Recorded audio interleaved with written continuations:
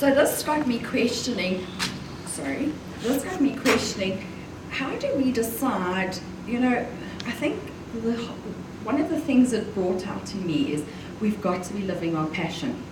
And I think as women, so many times we put that on hold. We've got our kids, we've got our families, we've got our business, we've got bills to pay. You can't not pay your water and lights, they will cut you off. So you can't just flit off onto this, oh, I'm passionate, I love to cook, I'm just going to cook full time and hope it works out. I think, but for me it was kind of, so I started investigating. I love to read. So then I got all these books on how do you find your passion, because so many times people say to you, live your passion and do your passion and you'll never work a day in your life. And I suddenly thought, okay, but how do you know what your passion is? I know things that make me happy, but is that my true passion? Is that really, you've got to dig really, really deep.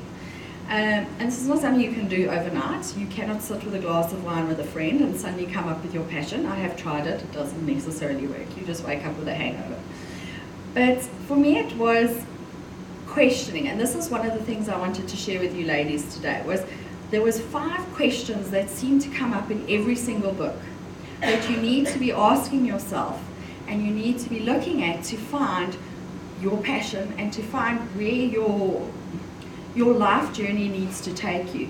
Because as I say, we've been put here for a very good reason, and sometimes we stray off of that path because it's a comfortable path to stay on. And we need to get back onto that path and make sure that we are living our passion, because I believe the strongest women that are out there are the ones that are passionate about what they do and empowered by what they do. And those women are a force to be reckoned with. And I think that's where, as ladies, sometimes we forget about ourselves. I see it so many times. We suddenly hit a certain age and we kind of, we've got the kids to sort out first. We've got to make sure they're happy. We've got to make sure their clothes are good and that they're happy. They're going to the parties they want to go to. I'll get to me next year. Next year I'll get to me. Hubby wants this.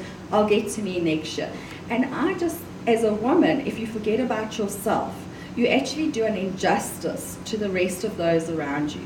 Because when you forget about yourself, you get lost in the mix of it, and then they kind of lose their identity as well. Because a strong woman is the person that runs the house.